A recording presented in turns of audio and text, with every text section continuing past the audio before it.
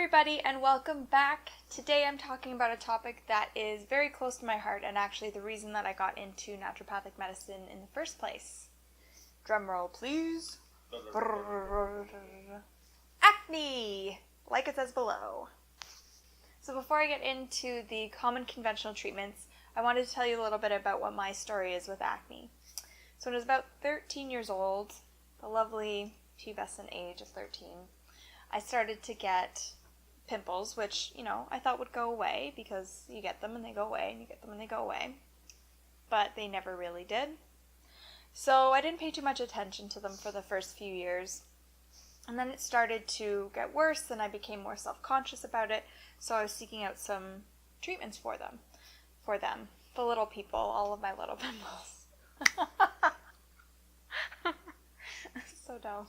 Okay. So I started off going to my medical doctor who prescribed me benzoyl peroxide, which is a topical agent that kind of dries out the skin. I'll talk about that in a little bit. Which did dry out my skin but didn't get rid of my acne. Okay, so then I moved on to going to see a dermatologist who said, food has nothing to do with your acne. And I thought, that seems unlikely, but whatever. I'm 15, what do I know? And I was given low-dose antibiotics indefinitely, which did not make me feel great. So I stopped taking those after a few months. Also did not help my acne. What else did I do? I did Proactive and all of the topical agents that you could possibly think of at Shoppers Drug Mart. And those kind of helped for a little bit, and then it got worse, and then they'd help and get worse, but there was nothing that kind of sustainably helped me improve.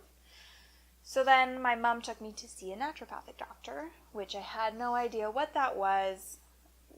I had no idea. So whatever, I went. I just wanted something that would help me. And she was asking me about stress and about eating and sleep. I was a stressed out teenager. Didn't sleep much, ate very poorly. And finally things started to come together, and I realized that acne wasn't just about my skin. It was about all different systems in my body and how they were working or not working in some cases. So my acne did start to improve. It didn't fully go away, but it did definitely improve quite a bit, so I wasn't as self-conscious anymore about it. And then I went into university, and everything went downhill because the stress got worse, and the eating got worse, and the sleeping got worse. And I was just fed up with it, so I went on birth control, and I had found the holy grail. It hit the jackpot. My acne fully went away while I was on birth control. And my periods were regular, so double bonus, right? Just before going into naturopathic school, I went off of birth control because I was like, you know what, I don't really want to be on this anymore. Let's see what my body can do. Turns out the acne came back way worse than it was before, and I was trying to heal it naturally, but that wasn't really working out, so I went on the pill again pretty quickly because I just couldn't take dealing with my skin. Fast forward a couple of years, I decide I'm going off of it for the final time, and I had support prior to going off of it with my naturopathic doctor, and it was way better this time around. It wasn't perfect, but way better, and over the last 2 years since not being on it, I've figured out what my triggers are, what my aggravators are, and some of the underlying causes of why I have acne. Now this is going to be different for every person, which is why the second part to this video will be going over extensively all of the different reasons that you might be struggling with getting rid of acne. But today I'm going to get a little bit more into what the common conventional treatments are and give you kind of an idea of pros and cons.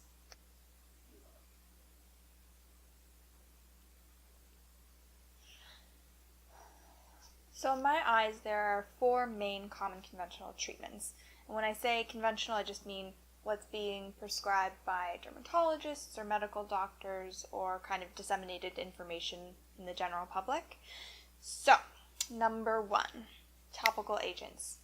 This is anything you're just putting on your skin, really. Now, unless you have a large oversight when it comes to hygiene, which usually people with chronic acne don't have, it isn't what you're putting or not putting on your skin that's the issue. It's something internal. So the solution is some sort of disharmony or imbalance inside. Now, what you put on your skin can mitigate or aggravate your acne, which means that it can improve it or make it worse, and work kind of as a band-aid while you're working on the long-term things, but more often than not, it's not the actual solution to the problem. So one of the common topical agents is benzoyl peroxide, which I was put on by my medical doctor, and it did dry out the skin, which is what it does. It's an agent that kind of dries out sebum production, which is just oil on the skin, because the proposed mechanism, or one of the proposed mechanisms of acne, is the combination of overproduction of oil mixed with bacteria that shouldn't be there, causing clogged pore, causing acne.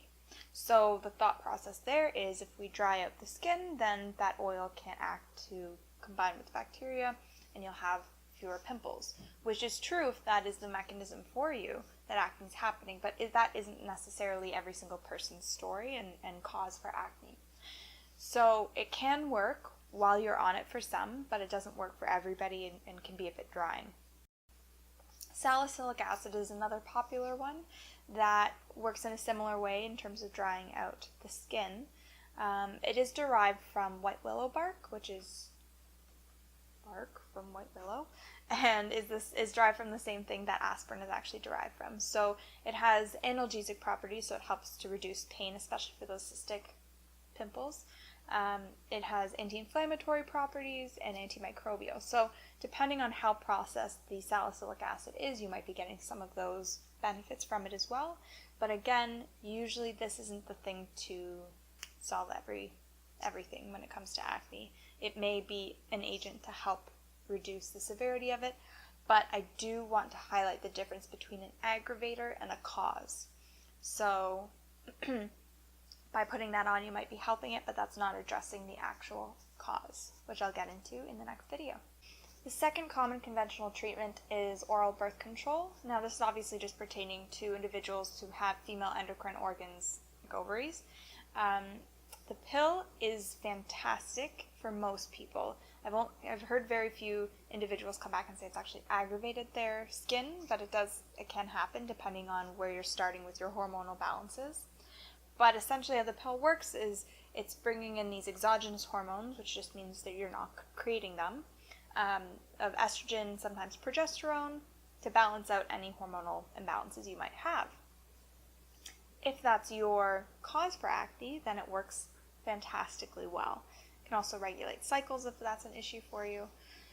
The issue is when you stop taking birth control, if you stop taking the birth control, your body isn't able to produce those endogenous hormones as well because the need for them has been suppressed a little bit. So your own production of estrogen, progesterone is off.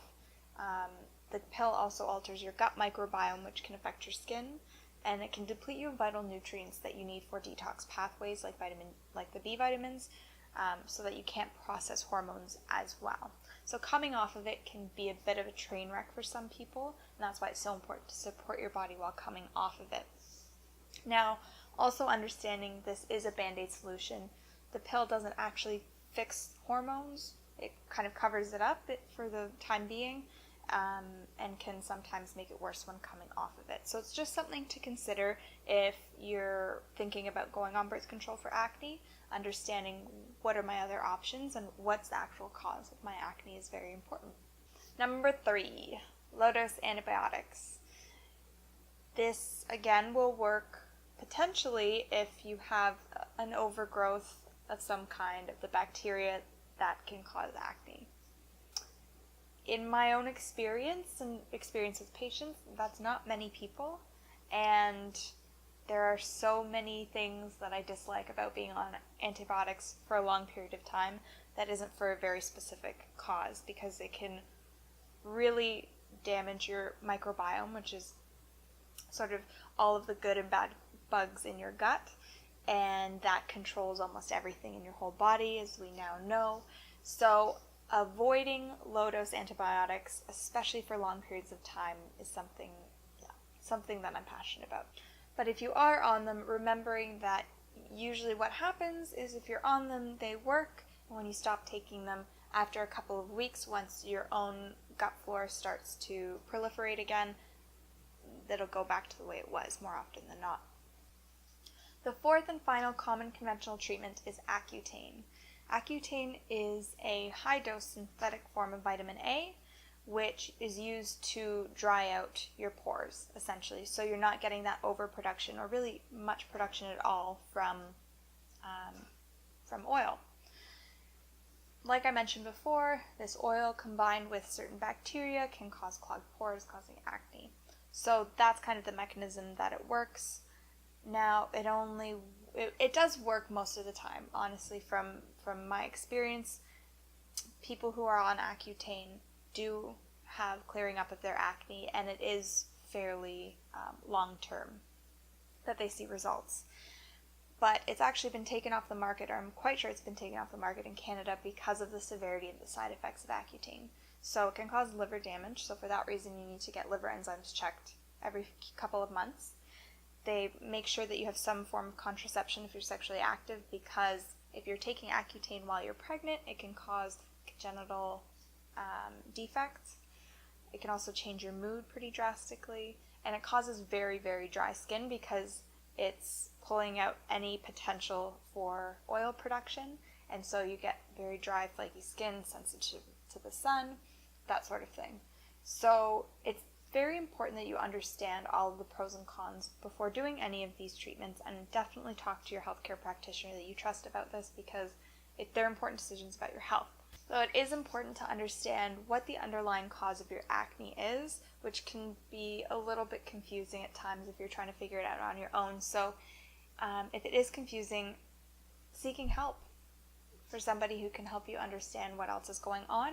My next video will be covering potential kind of mechanisms for why you have acne.